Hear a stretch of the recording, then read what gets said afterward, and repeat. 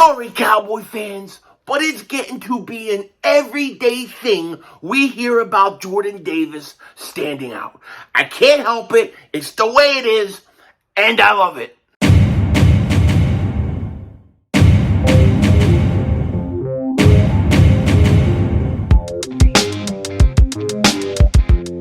Dallas still stinks. Yo, by the way, King Dingbat here, and I hope everybody's having a great day. Hope you guys are doing well. So today was a very, very interesting practice. Why was it interesting practice? Because it seems like we're starting to get some repetition of guys who constantly seem to be standing out. And also, this first team defense is legit. It's legit. Now let's get into it in a second, but before we do that, if you like the content, make sure you subscribe for daily Eagles content, NFL stuff. You definitely don't want to miss it. And if you've been subscribed for a while, thank you so much for your support. Just double moonwalk check. Make sure you're still subscribed. Now, a few things before we get into Eagles practice, right? First thing, I'm not going to be able to stream today because I'm not going to be getting a lunch break. I just can't do it. I'm too busy. But I'll try to have a video later on this evening. And then hopefully time will work itself out for tomorrow to come and do an afternoon live. So look for that. Second, there are a couple NFL news that I want to talk about. First thing, Deshaun Watson has been suspended 6 games. I'm shocked it's only 6 games. Like, I thought it was legitimately going to be at least a year. But it's 6 games. Now, I know there's a lot of people talking about, well, Calvin Ridley got suspended for a year and he's getting suspended for 6 months. I'm not in all that. All I know is the guy's suspended for 6 games, and I thought it was going to be a lot worse. But it is what it is, and I think the Cleveland Browns must feel like they caught a big break, okay? They must have. Second thing, Deebo Samuel got extended yesterday. Now, that means Deebo's extended, DK Metcalf's extended, McLaurin was extended, and then A.J. Brown got traded for a new contract. So it's interesting that all the other receivers were valuable enough to stay with their team and get money, except for A.J. Brown, who definitely deserved to stay with his team and get an extension. Especially a guy like him playing on a run-heavy based offense who basically never complained. And A.J. Brown did not lose sight of this. This is what he said in a tweet. Basically, all 4 of us got the same contract, and I'm the one got traded. Yet keep believing it was me. Anywho, go Birds. Yeah, I mean, I totally understand where he's coming from. Why is he the only one getting traded when they all got this pretty much the same extension? I'll tell you why. Because the Tennessee Titans didn't want to pay him. They didn't want to pay him. They were cheap with the Fazools. You know what I'm saying? And you know what? Their loss is our gain. I knew one of those receivers would get traded. You gotta make the trade offer to all of them. And we got A.J. Brown, and I couldn't be happier in the world, okay? I mean, A.J. Brown's total stud. Now, getting into practice. Here was the report for Monday, the injury report, right? Pound Eagles, practice report for Monday. Will not practice. Grant Calcaterra, if I said it wrong, I'm sorry. Hamstring. Zach Pascal, limited. Carrick Wheatfall, COVID progression. And then Milton Williams was limited, but returned to practice. So, it's good to see Milton Williams. I don't know how significant the Calcaterra injury is, but I'm telling you, I still think you gotta add another tight end. I have heard absolutely zero about J.J. Arcega-Whiteside in camp so far. I've heard absolutely nothing. Okay, what the hell's going on with this guy? I mean, what is the Umbrella Man doing? What is Mary Poppins doing? Haven't heard anything. I don't know who the second tight end on this team is. Honestly, I do not know. I still think it's an upgrade you may make. Now, we'll see. Will they do it? Who the hell knows? But yeah, it's kind of crazy to me, you know. I don't know what's going on with the tight end position. I have heard nothing about JJ Arcega-Whiteside, okay? A couple other things we got to talk about. The Eagles will be in padded practice tomorrow, okay? But, and Nick Sirianni said this in his press conference. He said there will be no live hitting or not live tackling to the ground in practice the whole training camp.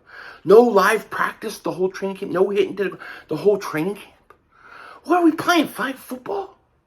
I don't understand. Like, I understand you want to stop the injuries, but I feel like you're setting it up more for more injuries because these guys are going to go from what? No hitting to first game of the season or first preseason game, full contact, full speed ahead.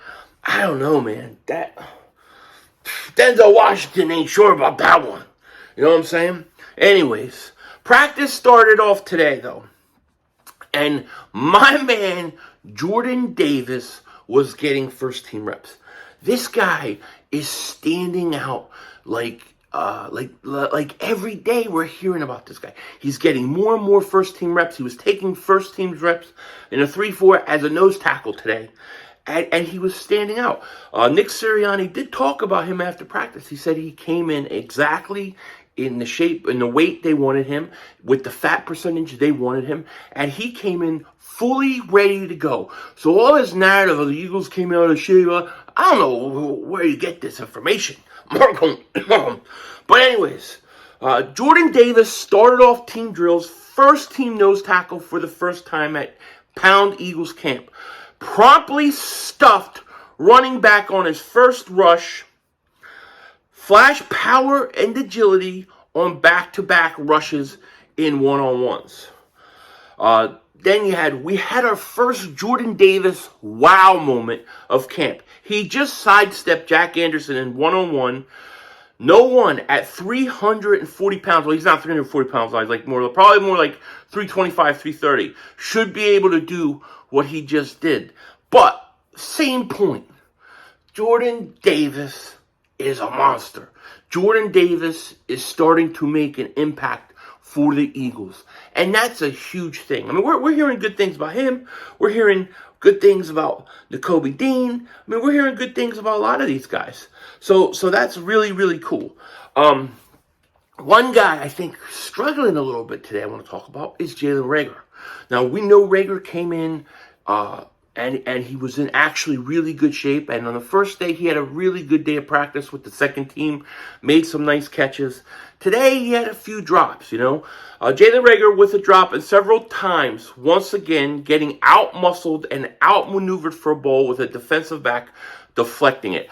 At one point, he was starting to get frustrated. And you've seen this with Reagor before. We've all seen this with Reagor before. Reagor starts to get frustrated, and then he had to have Miles Sanders come over and talk to him. Darius Slay came over and talked to him. Quez Watkins came over and talked to him. I think more or less giving him advice, giving him pointers, and trying to help him, which is what you got to like from your teammates.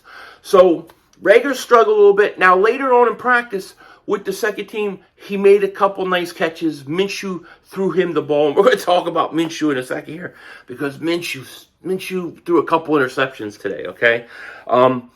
So Reagor, he's fighting for a spot. He was really good first practice. Maybe not the greatest practice today. I'm not going to sweat it too much. I'm just telling you what I heard. But Reagor, we'll see. We'll see where he's at. Miles Sanders, another good practice. Breaking off big runs. They say he looks really fast, really explosive. I don't know if that whole thing with him getting second team's carry lit a fire under him, but I like it. Keep going. Keep doing what you're doing. Whatever gets Miles Sanders to go off, I'm all for it. I want him to have 1,200 yards, 8 touchdowns, 10 touchdowns. I don't care. I want him to go off this year, okay? As far as Jalen Hurts goes, I think he had an okay day. He had no turnovers. There was a lot of short to intermediate throws. I think they said that He only threw long one time. He was 1 of 2. But to me, it's always interesting and kind of annoying, to be honest with you, listening to the media cover Jalen Hurts, okay? Because you have two guys that could be both watching the same play, and you get two totally different perspectives on what happened. You have somebody say, oh, A.J. Brown caught a deep ball down the sideline, beautiful catch, beautiful throw by Jalen Hurts. His deep ball accuracy has got much better. And then you get somebody else going, A.J. Brown made a nice catch on an underthrown ball by Jalen Hurts. His mechanics are all off. And it's the same play. It's the same play. So what is it? You know, I guess we're going to just have to wait and watch ourselves. But that's not just Jalen Hurts. I've seen that with Carson Wentz. I saw that with Sam Stinkford, although he stunk. Nick Foles. You've seen that usually with the quarterback position. It's about perspective. Overall, the guy went out and threw no turnovers. I'm sure every pass wasn't perfectly accurate. I'm sure he made mistakes. But it sounds like Jalen Hurts had a pretty decent day, and I'm okay with it. Let me know what you guys think in the comment section. With that said, take care. Talk to you later. Of course, don't be a dingbat.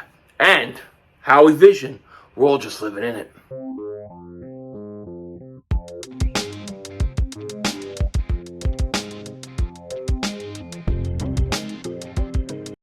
There are 3 episodes left of Better Call Saul. And if you haven't watched the show yet, I'll give you 5 seconds to click off, because this is a spoiler warning. I don't want to ruin it for you guys.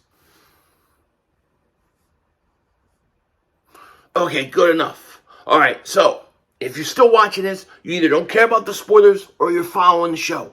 Now, tonight, 3 episodes left. What the hell's going to happen? Is this the Walter Jesse return? I think it could be. The name of this episode is Breaking Bad, which would make sense. But I also got to say this. Carol Burnett's character, dude, she's going to do something to Saul tonight. She's going to do something to him because I just feel like she is going to cause him problems. I mean, he's pretty much resolved everything except for one thing with 3 episodes left. What is she going to want from Saul? I think she's going to try to blackmail him because her son can't blackmail him now. She's going to figure out it's Saul, and then she's going to blackmail him. Maybe for what? I don't know.